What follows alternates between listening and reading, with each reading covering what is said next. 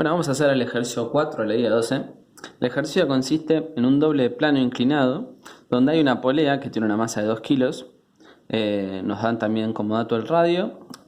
Y dos masitas que están unidas por una cuerda ideal. Nos dice que ambos planos inclinados son rugosos y nos dan el coeficiente cinético 0,3 y 0,1 y nos dan los ángulos de inclinación. Con todos estos datos hay que hallar la aceleración del sistema, aceleración lineal nos pide, las tensiones en cada cuerda y la velocidad si ambos bloquecitos se desplazan 5 metros. Partiendo todo esto partiendo del reposo. Y nos dice que lo hagamos por energía, porque también lo podríamos hacer por cinemática, pero nos pide por energía. Bueno, fíjense, este caso es muy parecido a los otros casos de plano inclinado que se resuelven por ecuaciones de Newton. La diferencia es que ahora la polea no es ideal, tiene masa, y por lo tanto hay que considerar la rotación de la polea. Esto es lo nuevo que aparece en este tipo de problemas. Bueno, fíjense, entonces, para resolver este problema lo que tenemos que hacer es, primero como siempre, definir nuestro sistema bajo estudio. Sistema bajo estudio sería la masa 1, masa 2, polea. Como siempre, el modelo a analizar, tenemos el modelo partícula para M1 y M2, para las masitas. Esto es todo como tendría que aparecer en el parcial. Y cuerpo rígido para la polea, ¿no? Y como siempre, sistema de referencia inercial, la Tierra. Bueno, y cuerda ideal, ¿no? Cuerda ideal e inextensible. Inextensible. Bien, bueno, luego lo que tenemos que hacer es resolver este problema como hacíamos con los anteriores de ecuaciones de Newton. Bueno, dibujamos un diagrama de partícula para cada uno de los cuerpos. En este caso no es un diagrama de partícula, sino que un diagrama de cuerpo rígido, pero tenemos que dibujar un sistema de fuerzas en cada uno de los cuerpos.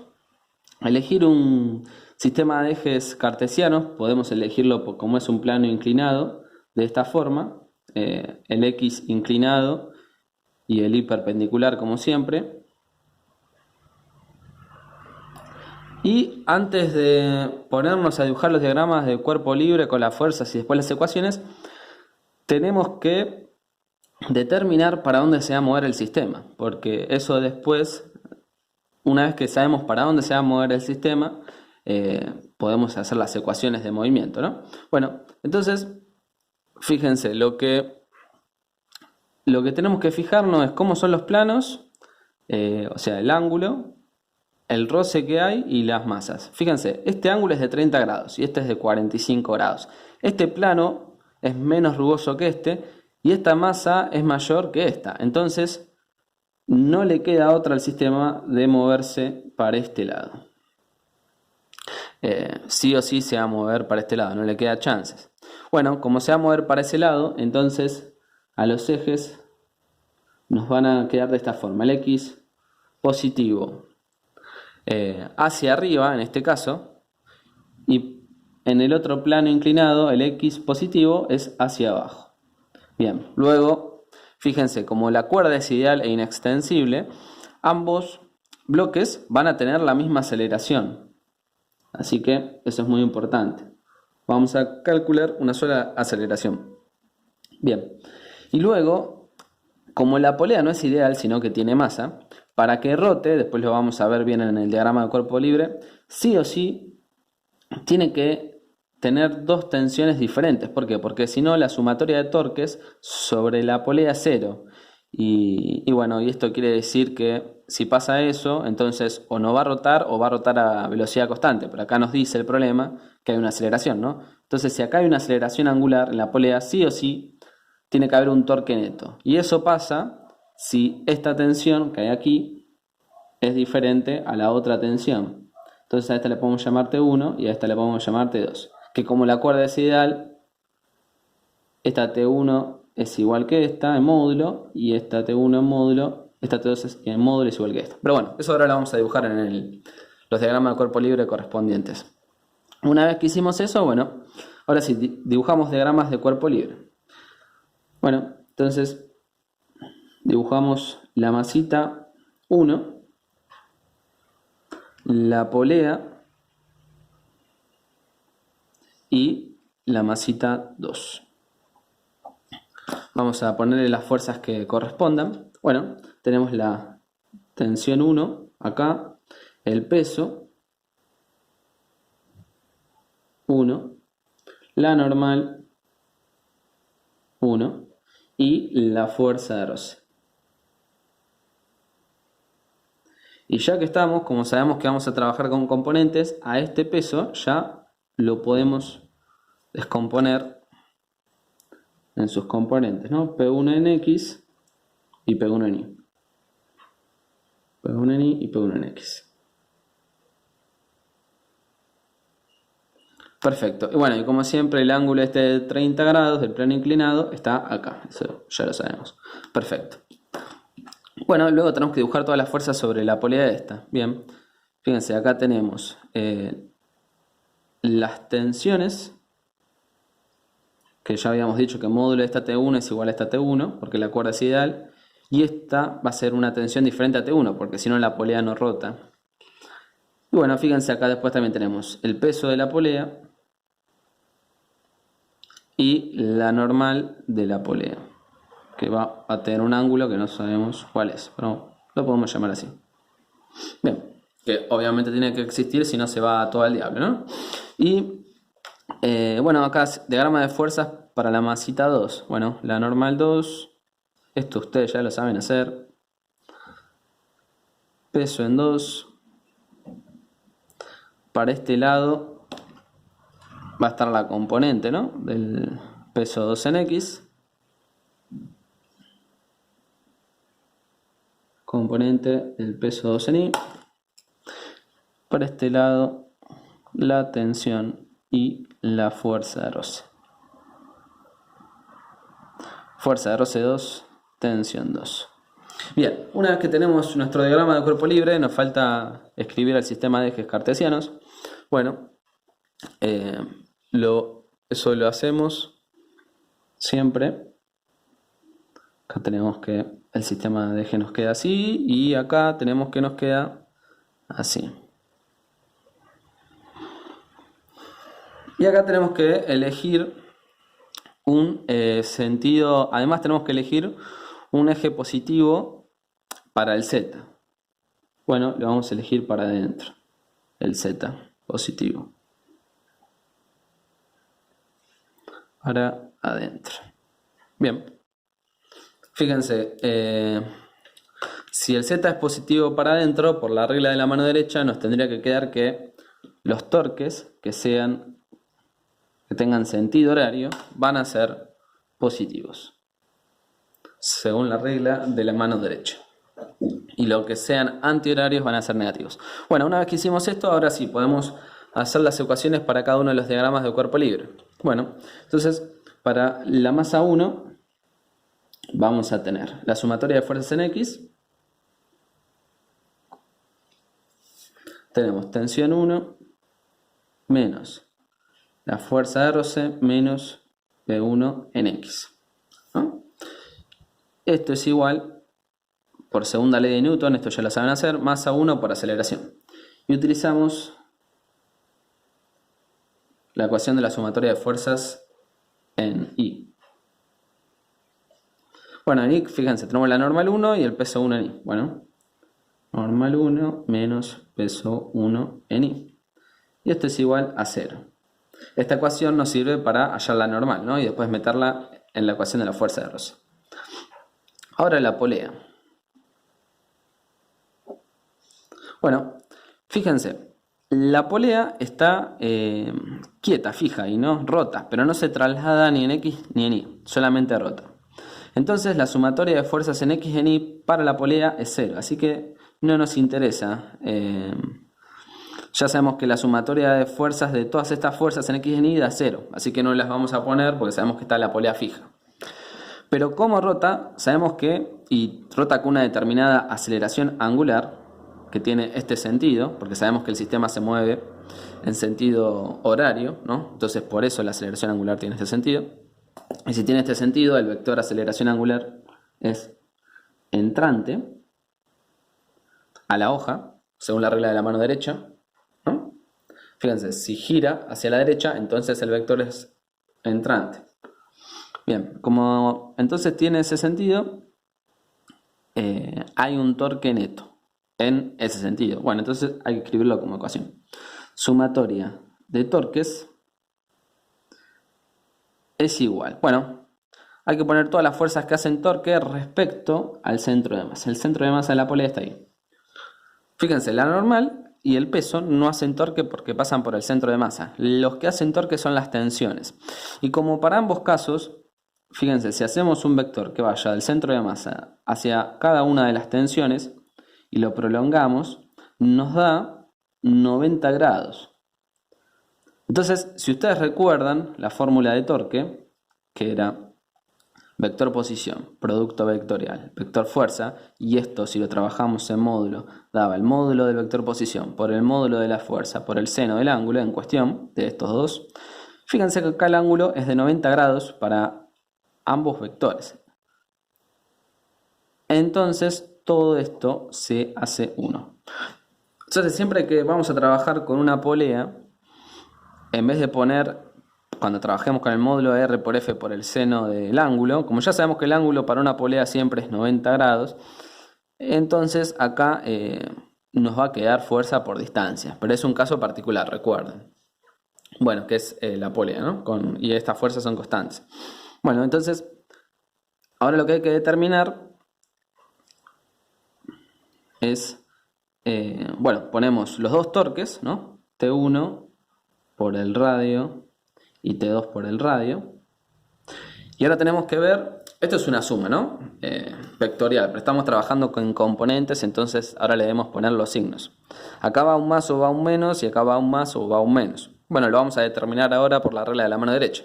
Acuérdense, como esto es un producto vectorial, para determinar la dirección y sentido del torque de cada una de las fuerzas, lo que hacíamos era, nos paramos en el primer vector, que es el vector posición, ¿no? Este vector posición R, nos paramos ahí.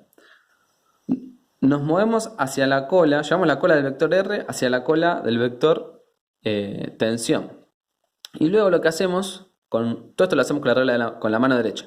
Con la mano derecha, una vez que posicionamos el vector R, la cola del vector R con la cola del vector tensión, giramos nuestra mano hacia el vector tensión.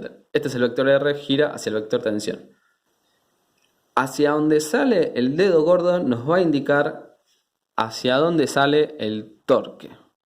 Fíjense que el torque, debido a T1, sale fuera de la hoja. Nosotros dijimos que todo lo que salga fuera de la hoja va a ser negativo. Entonces, acá va un menos.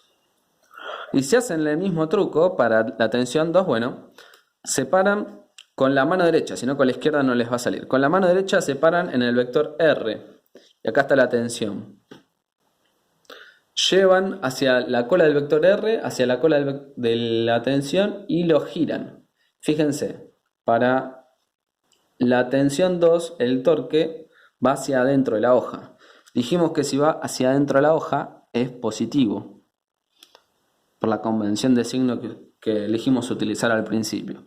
Entonces, el torque de la tensión 1 es negativo y el torque de la tensión 2 es positivo.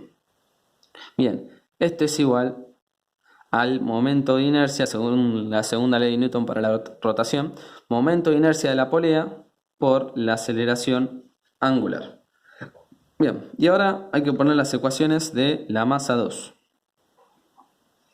Bueno, la masa 2, estas ecuaciones ya las saben trabajar. Tenemos sumatoria de fuerzas en X sumatoria de fuerzas en X. Bueno, tienen peso 2 en X menos la tensión 2 menos fuerza de roce 2. Y esto es igual, acá me estoy quedando sin pantalla, esto es igual a más A2 por aceleración. Bien, y hay que hacer la sumatoria de fuerzas en I, porque la vamos a usar, ¿no? Para calcular la fuerza de roce. Bueno, tenemos normal menos peso 2 en I. Normal 2 menos peso 2 en I igual a 0. Bien. Luego, fíjense, tenemos todas estas ecuaciones. Como incógnitas tenemos la tensión, la aceleración. Las tensiones ya las remarcamos. Las tensiones acá también, pero tenemos la aceleración angular como una incógnita adicional. Y, o sea que tenemos 4 incógnitas, 1, 2, 3, 4. Y tenemos 3 ecuaciones en X para trabajar. Porque, fíjense, estas 2 ecuaciones en Y no tienen la aceleración angular. Entonces necesitamos una ecuación adicional para determinar la aceleración angular. Esa ecuación es la de rotación para un eje fijo, o sea, en este caso para una polea, que es igual. La aceleración angular, el módulo de la aceleración angular es igual al módulo de la aceleración tangencial sobre el radio. Y esto es para la polea. La aceleración tangencial viene ahí, tangente a este punto. Y la aceleración angular ya sabemos que tiene este sentido que ya habíamos descrito, ¿no? Bien, entonces esta fórmula la llevan ahí y ahora sí, les quedan 3 ecuaciones en X con 3 incógnitas. Bueno, hay que trabajarlas un poco para poder resolverlas, ¿no?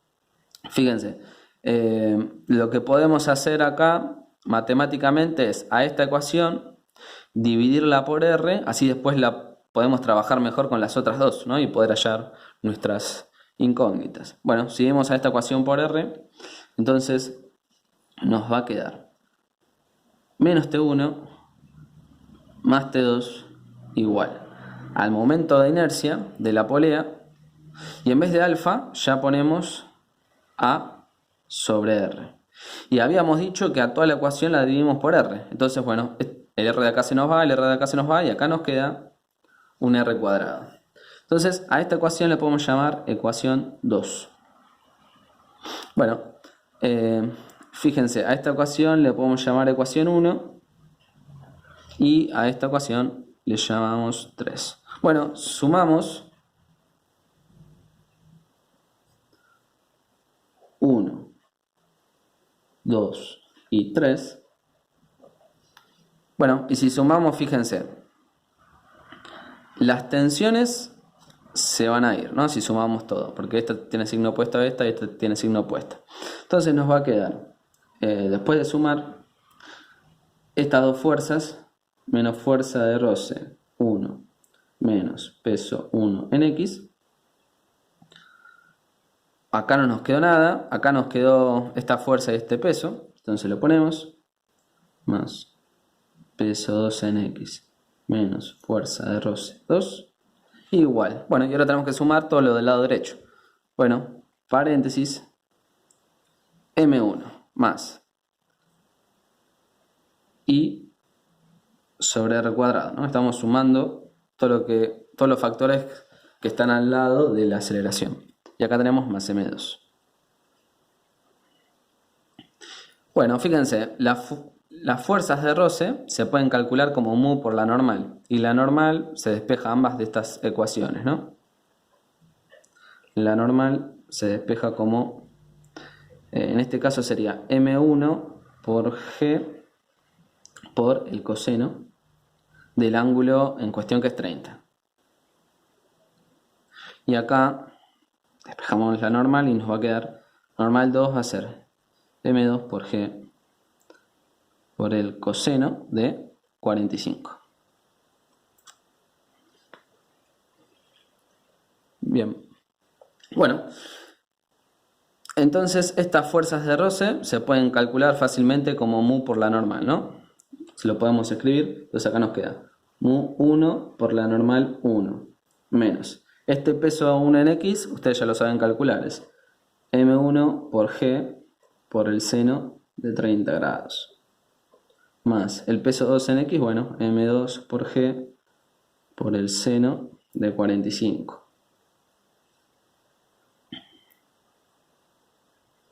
¿Qué más? Después acá nos queda menos M2 por la normal 2. Y ya despejamos la aceleración. Acá hacen M1 más. Este es el momento de inercia para la polea. Para las poleas nosotros le vamos a dar el momento de inercia en el examen, pero para este caso particular es dato y es 1/2 de la masa de la polea por el radio al cuadrado.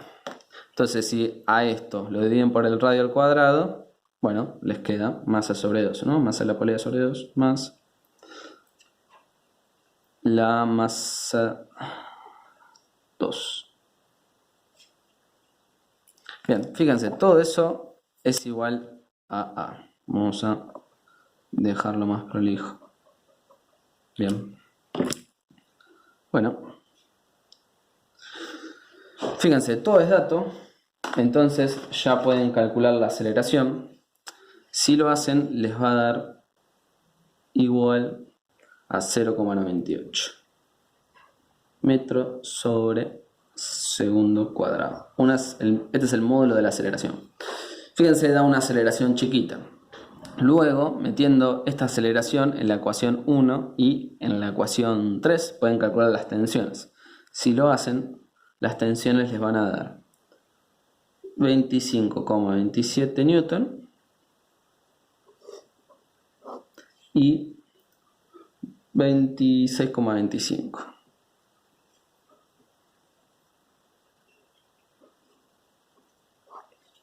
Bien, bueno, ahí ya está resuelto el inciso A y el inciso B del problema. Fíjense que hay poquita diferencia entre ambas tensiones. Entonces quiere decir que el torque neto que hace girar esta polea es chiquitito. Por eso da la aceleración tangencial en la polea chiquita. Bien, ahora vamos a resolver, a calcular la velocidad, después de que todo se desplazó 5 metros. Bueno, fíjense. Vamos a dibujar de nuevo el doble plano inclinado con la polea y los bloquecitos. Y bueno, y ahora nos dicen entonces que ambos bloquecitos se desplazaron 5 metros. Y ya sabemos que en qué dirección, ¿no? En esta. Bien, se desplazaron en esa dirección. Ya sabemos que esto tiene una aceleración angular que ya la calculamos. Y bueno, lo que pide es, si parte de reposo, si velocidad inicial es igual a 0, ¿cuál va a ser la velocidad final? ¿No? Esto sería una incógnita. Si el desplazamiento de ambos bloquecitos es de 5 metros. Bueno, esto se puede resolver, si lo resolvemos por energía, lo podemos resolver de varias formas. Lo importante cuando vamos a empezar a resolverlo por energía, lo importante es elegir el sistema bajo estudio. Bueno, en este caso vamos a elegir como sistema bajo estudio a los dos bloquecitos y la polea. Entonces sería M1, M2 y polea. ¿Por qué lo hicimos así? Bueno, porque vamos a trabajar de esta forma para no usar el trabajo de la tensión. Ahora lo vamos a ver por qué. ¿Por qué elegí esta forma? Bueno, porque si la tensión que fue calculada anteriormente cometimos algún error de cálculo y acá en la parte de energía utilizamos el trabajo de la tensión, entonces, bueno, vamos a arrastrar error. Si lo calculamos utilizando los tres bloquecitos y utilizando el teorema de trabajo de energía mecánica, van a ver que no vamos a considerar el trabajo de la tensión. Por eso elegí hacerlo de esta forma. Pero en vez de elegir como sistema bajo estudio los los dos bloquecitos y la polea, pueden elegir a un solo bloque y también va a estar bien Es más, seguramente si ya calcularon la tensión, porque van a tener que usar el trabajo de la tensión, les va a quedar menos cuenta. Pero bueno, vamos a hacer el caso más genérico por si antes no tienen que calcular la tensión. Entonces, fíjense, elegimos el sistema bajo estudio, lo primero que tenemos que hacer, bien, estos tres elementos. Luego, si calculamos por energía, elegimos qué teorema de energía vamos a utilizar. Recuerden que son dos. Nosotros vamos a utilizar el teorema de trabajo y energía mecánica. ¿Cuál era? Bueno, trabajo de fuerzas no conservativas es igual a la variación de energía mecánica. Recuerdan que hay otro teorema, que es el de trabajo total igual a la variación de energía cinética. También lo pueden resolver por ese lado. Nosotros vamos a trabajar ahora con este. Bien. Luego, bueno, fíjense acá, para empezar a desarrollar esto, lo que hay que ver primero es cuáles son las fuerzas no conservativas. Bueno, fíjense, fuerzas no conservativas. Tenemos la tensión por acá, tensión por aquí, tensión por acá, por acá. ¿Qué más? Tenemos normal, normal, fuerza de roce, fuerza de roce. O sea que tenemos un montón de fuerzas no conservativas. Fíjense, todas estas fuerzas que marcamos con rosa son todas fuerzas no conservativas. Ahora hay que ver cuáles son las fuerzas que no hacen trabajo para no meterlas acá. Bueno, fíjense, las normales no hacen trabajo, todas las demás sí. Bueno, listo, ya nos sacamos de encima. Pero fíjense esto es muy importante. La tensión 2, como se opone al desplazamiento, fíjense, el desplazamiento tiene este sentido y la tensión 2 acá tiene este sentido. El trabajo de esta tensión 2 es negativo. Y el trabajo de esta tensión 2 que hace, debido al torque que le hace a la polea, es positivo porque va en el mismo sentido que el desplazamiento. Luego, el trabajo de esta tensión, si lo sumamos con el trabajo de esta tensión, se matan, ¿no? Eso está claro, porque acá donde dice trabajo de fuerzas no conservativas tenemos que poner trabajo tensión 1 más trabajo, acá le podemos llamar tensión 1', tensión 1' más trabajo fuerza de roce 1 más trabajo fuerza de roce 2 más trabajo tensión 2 más trabajo tensión 2'. Fíjense, el trabajo, si sumamos los trabajos de esta tensión y de esta tensión, ambos trabajos, la suma de los dos es 0, porque el desplazamiento para toda la cuerda es de 5 metros y estas tensiones son iguales en módulo. Entonces, la suma de estos dos trabajos se hace 0. Lo mismo pasa con el trabajo de estas dos tensiones. El trabajo que hace esta tensión se mata con el trabajo que hace el torque debido a esta tensión. Entonces, esta suma también da 0. Entonces nos queda que de este lado del trabajo de las fuerzas no conservativas solamente el trabajo de la fuerza de roce. Trabajo de fuerza de roce 1 más trabajo de fuerza de roce 2. Bien. Y del otro lado, ¿qué nos queda? Bueno, la variación de energía mecánica. ¿Y eso acá a qué va a ser igual? Bueno, la variación de energía cinética más la variación de energía potencial, ¿no? Para todo el sistema. Bueno, bien. Luego, trabajo de fuerza de roces. Bueno, nosotros ya lo sabemos calcular. Ese trabajo lo hicimos varias veces. El trabajo de la fuerza de roce es mu1, en este caso, por la normal 1, que es m1 por g por el coseno de 30 grados, por el desplazamiento, por el coseno de 180. Como sabemos que el coseno de 180 es menos 1, ya le ponemos el menos ahí. Bueno, como sabemos que acá también hay un coseno de 180, ya le mandamos el menos ahí y tenemos una fórmula muy parecida. Mu2 por m2 por g por coseno de 45 grados por delta x, ¿no? Bien. Bien, y acá donde dice variación de energía cinética, bueno, tenemos que poner la variación de energía cinética para cada uno de los elementos. Variación de energía cinética 1 más variación de energía cinética de la polea más del bloquecito 2. Y lo mismo con la potencial. Bueno, acá tenemos problema para que entre todo, así que lo vamos a seguir acá abajo, más la variación de energía potencial. Variación de energía potencial 1 más variación de energía potencial 2. Fíjense que no ponemos la variación de energía potencial de la polea porque no varía su energía potencial, ¿no? Siempre está a la misma altura. Bueno, ahora continuamos con esto. De este lado podemos sacar factor común G y delta X, nos queda G. Sacamos el menos también como factor común, nos queda G por delta X por masa 1 coseno de 30 más masa 2, y acá falta un mu,